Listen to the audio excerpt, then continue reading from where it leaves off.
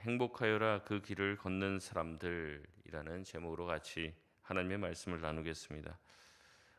어저께까지 이제 아가서 말씀을 잘 나눴고요. 오늘부터 열흘 동안은 시편 119편을 같이 묵상하게 됩니다. 시편 119편은 총 176절로 구성되어 있으며 성경에서 가장 분량이 많은 장입니다. 가장 짧은 장은 117편으로 두 절로 구성이 되어 있습니다. 119편은 형식과 내용 면에서도 매우 훌륭하고 문학적인 구성을 잘 갖추고 있는 성경입니다. 119편이 이제 아까 말씀드렸듯이 176절로 구성이 되어 있는데 이게 지금 한글 성경으로는 잘 구분하기가 어렵습니다. 근데 어떻게 구별이 되어 있냐면 히브리어 알파벳이 22개예요. 이제 우리로 따지면 이제 자음이죠, 자음. 기역, 니은, 디귿 이렇게 하는데 이제 예를 들면 이 알파벳 22개의 순서대로 8절씩 등장하는 겁니다. 근데 이제 알파벳이 22개니까 이제 총 22연이 되는 거예요. 그러니까 8 곱하기 22 이렇게 할 수 있는 거죠. 그래서 176이 되는 겁니다. 우리식으로 말하면 기역으로 시작하는 그 절이 8개가 처음에 나오고 니은으로 시작하는 절이 8개가 나오고 디귿으로 시작하는 절이 그러니까 각 절마다 그 알파벳으로 시작을 해요, 다. 그래서 그런 식으로 구성이 되어 있다는 겁니다. 신학자들은 왜 알파벳으로 이 119편이 구성이 되어 있느냐라고 얘기했을 때 외우기 쉽게 하려고 그렇게 했다고 추정을 합니다. 119편은 단순히 읽으라고 한 게 아니라 어떻게 하라고요? 외우라고. 제일 긴 절을 이렇게 긴 장을 외우라고 이렇게 의도하여 이렇게 쓰여졌다는 거죠. 내용 면에서도 하나님의 말씀을 아주 아름답고 위대하게 표현하고 있습니다. 그래서 매 구절마다 제일 강조하는 이 119편이 강조하는 게 뭐냐면 하나님의 말씀이에요. 하나님의 말씀. 말씀의 위대함입니다. 그것을 찬양하는데요. 176절이라고 말씀드렸죠. 이 176절 중에서 4절만 빼고 매절마다 하나님의 말씀이 나옵니다. 하나님의 말씀은 이렇다. 하나님의 말씀은 이렇다. 근데 다 말씀이다라고 할 수는 없으니까 그 말씀을 조금 바꿔요. 그래서 이제 율법, 토라라고 이제 하는 거죠. 그 율법이 35번 나오고 말씀이라는 단어가 22번 나오고 판단이 23번, 증거가 23번, 율례가 22번, 법도, 계명, 약속 이렇게 다 말씀에 관련돼서 다른 식의 표현을 한단 말이죠. 그걸로 이제 119편이 다 가득 차 있습니다. 그러니까 119편은 말씀의 시편이에요. 말씀의 시편. 그러니까 말씀으로 가득 차 있고 이제 말씀의 찬가라고 할 수 있습니다. 하나님의 말씀이 얼마나 위대하고 하나님의 말씀을 사모하는 것이 얼마나 아름다운지에 대한 노래로 가득 차 있다는 거죠. 그래서 어제까지는 아가서 말씀을 통해서 이제 남녀간의 사랑을 빗대어 우리가 하나님을 사랑하는 것, 또 하나님이 우리를 사랑함이 어떠한 관계로 나아가야 되는지를 비유적으로 보여주고 있다면 오늘부터 묵상하는 열흘 동안의 시간들을 통해서 이 말씀의 창가를 통해서 우리가 하나님의 말씀을 얼마나 사모해야 되는지, 하나님의 말씀을 지키는 것이 얼마나 행복한 일인지를 확인할 수 있는 귀한 시간이 되시기를 바랍니다. 한번 본문으로 들어가 보겠습니다. 오늘은 이제 히브리어 첫 단어인 알레프, 그 다음에 두 번째 단어가 베트입니다. 알레프로 시작하던 8절, 그 다음에 베트로 시작하는 9절, 이제 8절, 합쳐서 16절의 말씀을 보도록 하겠습니다. 먼저는 알레프로 시작하는 1절에서 8절까지의 내용입니다. 1절은 시작할 때 어떻게 시작하냐면 아쉬레라는 단어로 시작합니다. 아쉬레는 복이 있도다라는 감탄사예요. 오늘 이제 제목에도 나오지만 행복하여라 이렇게 번역을 할 수도 있죠. 이제 행복해라 이 말이 이제 제일 먼저 등장하는 거예요. 복이 있도다. 율법을 따라 행하니 얼마나 행복한가 이렇게 말하고 있습니다. 시편 1편도 비슷하게 시작을 하죠. 복 있는 사람은 아쉬레 행복한 사람이다. 여호와의 말씀을 듣고 행하는 자는 참으로 복된 사람이다라고 하고 있습니다. 특별히 이 사람은 행위가 온전한 사람이다라고 말하고 있는데 행위라는 말은 직역하면 길입니다. 그러니까 자기가 걷는 길이 온전한 사람이다 이런 뜻이에요. 그러니까 굉장히 중요한 얘기를 하고 있는데 바른 길에 들어서는 것이 굉장히 중요함을 우리에게 말하고 있습니다. 우리가 열심히 사는 것도 굉장히 중요하죠. 또 힘을 내서 적극적으로 의욕적으로 사는 것도 중요한데 성경은 항상 방향을 말하고 있습니다. 그러니까 반대 방향으로 열심히 살면 나중에 돌아올 때 두 배가 힘이 드는 거죠. 방향을 제대로 맞추고 이제 악기를 연주할 때도 뭐 기타를 치거나 바이올린을 치거나 항상 하기 전에 하는 게 뭐예요? 조율을 한단 말이죠. 그러니까 아무리 잘 치는 사람도 조율이 틀어져 있으면은 아름다운 연주를 할 수가 없습니다. 그러니까 튜닝을 하는 거죠. 튜닝, 조율을 하는 거. 그 다음에 길을 방향을 맞추는 거, 내비게이션을 찍고 나침반을 보고 바른 방향을 설정하는 것이 중요하죠. 오늘은 이 말씀을 하는 겁니다. 바른 길에 들어서야지 바른 길을 가게 되는 것이고 목적지에 제대로 도착할 수 있다는 것이죠. 그렇기 때문에 온전한 길을 걷는 것, 이것이 바로 복된 것이다라고 말하고 있습니다. 정리해 보면 1절의 말씀은 여호와의 율법을 따라 온전한 길을 걷는 자에게 복이 있도다. 그런 사람이 얼마나 행복한 사람인가라는 말로 시작을 하고 있습니다. 2절에 다시 복이 있는 자는 어떤 사람인지 계속해서 설명하고 있습니다. 여호와의 증거, 곧 하나님을 생각하게 하는 이제 경고나 표시, 어떤 징후가 될 수 있죠. 이런 사람들, 또 온 마음으로 전심으로 하나님을 찾는 자들이 복이 있다라고 말하고 있습니다. 당연히 이렇게 온전한 길을 걷고 또 전심으로 여호와를 찾는 사람들은 어떻게 하겠습니까? 당연히 3절에 불의를 행하지 않죠. 주의 도를 행하는 사람입니다. 4절은 주께서로 시작을 하지만 원문에는 당신 이렇게 되어 있습니다. 당신의 법도를 확실히 지키도록 명령하셨다라고 말하면서 행복한 사람의 근거는 하나님의 법도를 온전히 지키는 데 있다고 말하고 있습니다. 우리가 이제 이 말씀을 계속 접하면서 하나님의 말씀을 지키는 게 나한테는 굉장히 좀 괴로움인데 이 말씀을 지키는 게 굉장히 어려운데 어떻게 이렇게 행복하다고 말할 수 있는가? 이제 우리가 계속해서 살펴보면 알게 됩니다. 이제 이스라엘 백성들 자체가 그렇게 생각을 하는 거예요. 어떻게 보면 이방 백성들은 이렇게 살라라는 하나님의 말씀이 주어지지 않았는데 자신들한테는 어떻게 살아야 된다라는 말씀이 주어진 것 자체가 복이다 이렇게 생각하는 거죠. 5절에서 8절까지의 말씀은 기도입니다. 이제 시편 119편은 말씀에 대한 찬가로 말씀에 대한 여러 가지 내용들이 나오는데 중간중간 기도가 들어가 있습니다. 그래서 이제 형광펜이나 자기 성경 가지고 계시면은 이 부분은 기도다. 그래서 쭉 밑줄을 그어 보시면은 나도 이런 기도를 좀 해야겠다라는 그 묵상을 또 하실 수 있습니다. 보시면서 기도에다가 이제 형광펜을 쳐 놓는 것도 되게 좋은데요. 5절에서 8절까지 말씀이 기도입니다. 시인은 율법을 지키는 자가 행복하다고 말했으나 말씀대로 사는 게 쉽지가 않죠. 그래서 뭘 해요? 뭘 해요? 기도를 하는 겁니다. 기도. 5절에서 8절 말씀. 행복한 사람이에요. 정말 말씀대로 사는 사람이 얼마나 행복한 사람인지 모르겠어요. 근데 말씀대로 살려고 하니까 쉽지가 않은 거예요. 그래서 기도를 합니다. 무슨 기도와 요청을 합니까? 5절에 내 길을 굳게 정하사 율례를 지키게 하여 주옵소서.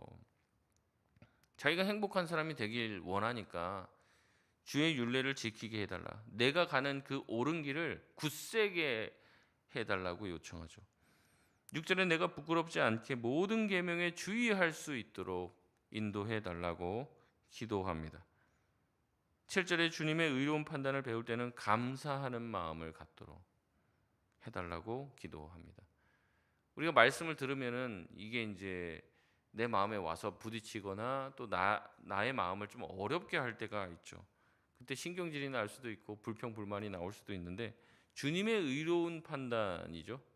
내 판단이 아니에요. 주님의 의로운 판단을 받을 때 어떤 마음을 갖게 해달라는 겁니까? 감사함으로 받게 해달라는 거예요. 좀 이따 다시 말씀드리겠지만 네 가지 예수님의 밭의 비유가 있잖아요. 말씀은 똑같이 떨어져요. 근데 말씀이 떨어졌을 때 결실하는 거나 그 말씀의 형태는 다 다른 모양으로 펼쳐지게 됩니다. 무슨 탓입니까? 그 마음 밭에 상태마다 이제 다르다는 거죠. 근데 이제 좋은 마음으로 말씀을 받아. 이게 좋은 땅의 특징이라는 거죠. 그 말씀을 받을 때 감사함으로 받고 좋은 마음으로 받으면 그것이 반드시 결실하게 된다는 것입니다. 시편 기자는 주님의 의로운 판단을 받을 때 내가 감사한 마음이 들게 해달라고 하나님께 기도하고 있습니다. 마음을 기경하는 거죠. 마음을. 그리고 내 마음의 밭을 갈아서 내 마음이 딱딱해지지 않도록 내 마음이 부드러운 마음, 좋은 마음이 될 수 있도록 해달라고 기도합니다. 8절에는 다시 한번 5절 말씀처럼 내가 율례를 지킬 테니 주님 나를 버리지 마옵소서라고 얘기하며 내가 율례를 잘 지킬 수 있도록 해달라. 그래서 주님과 항상 동행하게 해달라고 기도하고 있습니다. 함께 해달라는 기도이며 자신이 하나님의 법을 지키지 못하는 어리석은 일을 겪지 않게 해달라는 기도입니다. 여러분 이 기도를 보면서 우리의 기도와 한번 잘 포개해 보시길 바랍니다. 우리는 이런 기도를 하고 있습니까? 우리는 어떤 기도를 하고 있습니까? 대부분 내 소원과 내 만족, 내 문제와 내 바램만을 놓고 기도할 때가 많아요. 그러나 시편 119편을 시작하며 시인은 첫 번째로 이렇게 기도합니다. 무슨 기도해요? 하나님, 나 말씀대로 살게 해주세요. 말씀 지켜서 하나님과 동행하게 해주세요. 주님 나를 버리지 마세요. 말씀에서 어긋나지 않게 해주세요. 말씀대로 사는 사람, 말씀에 온전한 사람이 가장 행복한 사람인 줄 믿습니다. 나 그런 사람 되게 해주세요. 그 기도가 가장 첫 번째 기도라는 거예요. 자기가 말씀대로 살아서 그런 게 아닙니다. 말씀대로 사는 것이 얼마나 행복한 줄 아니까 그 기도를 하는 겁니다. 하나님 내가 말씀대로 살게 해주세요. 이것 들어주세요. 저것 들어주세요. 그런 초보적인 기도에서 벗어난 기도죠. 하나님의 말씀, 하나님의 영광을 위한 기도입니다. 우리가 이런 기도를 해야 될 줄 믿습니다. 또한 이렇게 말씀 시편에 기도가 많이 나타나는 것은 말씀대로 사는 자가 반드시 말씀을 들으면 뭐 하게 되어 있다는 거예요? 기도하게 되어 있다는 거죠. 그래서 말씀 기도가 항상 짝을 이루게 됩니다. 우리도 새벽에 나와서 기도하는데 아이고 뭐 이렇게 말씀을 듣냐? 기도만 빨리 하고 기도 내가 할 게 많은데 뭐 이런 생각하실 수도 있는데 항상 말씀을 듣고 기도하는 것, 말씀을 붙잡고 기도하는 게 중요하고 또 기도를 할 때는 말씀이 기준이 돼야 되는 거죠. 또 기도가 말씀대로 살게 한다는 것을 의미합니다. 말씀만 들은 것으로도 충분하지 않아요. 말씀을 들었으면 그 말씀대로 살게 해달라고 하나님께 기도해야 되는 것. 이것이 같이 말씀과 기도를 상승하게 만든다는 거죠. 오늘도 충분히 기도하고 가시길 바랍니다. 9절에서 6절까지는 히브리어 둘째 알파벳인 배신, 이 베트로 시작하는 8구절입니다. 여기서 시인은 말씀대로 행하는 방법에 대해서 우리에게 말하고 있습니다. 9절의 말씀에 보면은 뭐라고 시작합니까? 청년에게 하는 말씀처럼 보이죠. 청년들이 어떻게 자신의 행위를 깨끗하게 할 수 있을까라는 말씀인데 이것은 청년들에게만 해당하는 말씀은 아닙니다. 청년의 특징인 자신감을 가진 자들을 향해 하는 말이죠. 청년의 특징 중에 하나는 자기가 옳다고 생각하는 어떤 그것이 점점 이제 강해지는 시기죠. 자기가 옳다고 생각하면 부모가 말려도 말려지지가 않습니다. 누가 뭐라고 해도 자기가 하고 싶으면 해요. 하기 싫으면 아무리 잔소리를 해도 안 하죠. 자기 주장이 강합니다. 그러기에 고개를 숙이고 누군가의 권위에 순종하는 일, 인정하는 일은 굉장히 어렵죠. 그러다 보니까 청년 때 뭘 제일 많이 하게 되냐면 실수를 많이 하게 되는 거예요. 내가 좋은 것, 내가 옳다고 생각하는 것, 그것들을 강하게 주장하다 보니까 남의 말을 잘 듣지 않아 실수를 하게 됩니다. 시인은 청년이 하나님의 말씀을 지키고 순종함으로 자신의 삶을 순수하고 순결하게 보존할 수 있다고 말하고 있습니다. 그래서 얘기하는 거죠. 청년이 무엇으로 자기의 삶에 있는 실수를 막을 수 있고 자기가 옳다고 생각하는 것들을 내려놓고 할 수 있냐? 우리가 다른 말에는 순종하지 않을 수 있지만 사람들의 말, 심지어 부모의 말에도 순종하지 못할 수 있지만 하나님의 말씀에는 순종해야 되는 거죠. 그러니까 청년들이 하나님의 말씀으로 단련되어지고 훈련되어질 때 자기 삶에 지나고 나면 다 그때 왜 그랬지 하는 것들 하나님의 말씀에 순종하면서 살면 자기 삶을 경건하게 깨끗하게 지킬 수 있다라고 말하고 있습니다. 그리고 다시 한번 10절에 말씀합니다. 온 마음으로 주를 찾아싸우니 주의 계명을 떠나지 말게 하여 주옵소서라고 이야기합니다. 10절도 기도인 거죠. 11절에 주의 계명을 떠나지 않게 해달라고 기도한 시인은 주의 말씀을 내 마음에 두어 범죄하지 않게 해달라고 기도하고 있습니다. 주의 말씀을 내 마음에 두게 해달라. 그러니까 우리의 마음이 하나님의 말씀으로 가득 차 있는 것이 굉장히 중요하죠. 우리의 마음을 항상 점검해야 됩니다. 성경은 우리의 외적인 어떤 모습보다도 제일 어디를 중요하게 보냐면 항상 우리의 마음, 우리의 내면을 중요하게 생각하죠. 세상의 어떤 다른 종교들은 행위를 중요시한단 말이죠. 이렇게 행동하는 것, 이렇게 하는 것. 근데 항상 하나님이 보시는 것은 내 마음입니다. 같은 제사를 드려도 어떤 건 받고 어떤 걸 안 받아요. 제사법이 틀려서 그런 게 아닙니다. 뭐가 틀려서 그렇습니까? 마음이 잘못됐기 때문에 그래요. 하나님을 존중하는 마음이 없고 마음이 내게서 멀기 때문에, 마음이 부패하고 마음이 타락했기 때문에 하는 행동을 보면 잘 몰라요. 근데 하나님은 항상 우리의 마음을 감찰하시기 때문에 우리의 마음 가운데 하나님의 말씀이 가득 채워져 있어야 합니다. 근데 마음에는 다른 부패한 생각들로 가득 차 있어요. 세상 염려들과 내 마음에 있는 근심들과 욕망들과 그런 것들이 말씀보다 더 많이 가득 차 있다면 성령 충만하다고 말하기가 어렵죠. 말씀 충만하다고 말하기가 어렵죠. 그러다 보니까 그가 아무리 거룩한 일을 해도 좋은 것이 될 수 없는 것이죠. 그렇기 때문에 우리는 마음을 지켜야 되고 우리 마음에 특별히 하나님의 말씀을 가득 채워야 할 줄 믿습니다. 말씀을 많이 암송하시고 가까이 하시고 좋아하는 말씀을 적어 놓으십시오.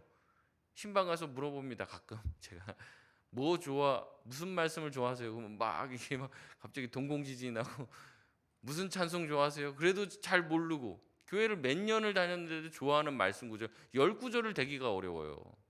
자기가 늘 묵상하는 구절, 좋아하는 내 삶의 잣대가 되고 우리 가정의 가훈이 되는 말씀 뭐가 있습니까? 최소한 10구절은 있어야 되지 않을까요? 말씀이 기준이 되는 삶이 그러한 삶인데 없어요. 그러니까 교회에 오면은 그냥 그 교회의 어떤 문화의 사람이 되는 겁니다. 문화적인 사람, 종교인이 되는 거죠. 그게 아닙니다. 항상 주의 말씀을 우리 마음에 둘 때 우리가 범죄하지 않을 수 있는 줄 믿습니다. 그렇기 때문에 우리는 말씀을 들을 때 항상 좋은 마음으로 받아야 하는 것이죠. 그래서 말씀을 내 마음에 새겨 넣어야 합니다. 계속해서 하나님을 찬양합니다. 주님의 규례를 내 입술로 선포한다라고 13절에 말을 하고 있습니다. 우리 14절 말씀 우리 같이 한번 읽겠습니다. 14절입니다. 시작. 내가 모든 재물을 즐거워함 같이 주의 증거들의 도를 즐거워하였나이다. 아멘. 우리가 우리의 재물, 물질들이 생길 때는 좋아하죠. 근데 여러분 주의 증거들의 도, 주님의 말씀을 얘기하는 거죠. 그것을 그만큼 즐거워합니까? 근데 시인은 그게 더 좋다는 거예요. 재물만큼이나 하나님의 말씀을 사모함이 더 크다라고 이야기하고 있죠.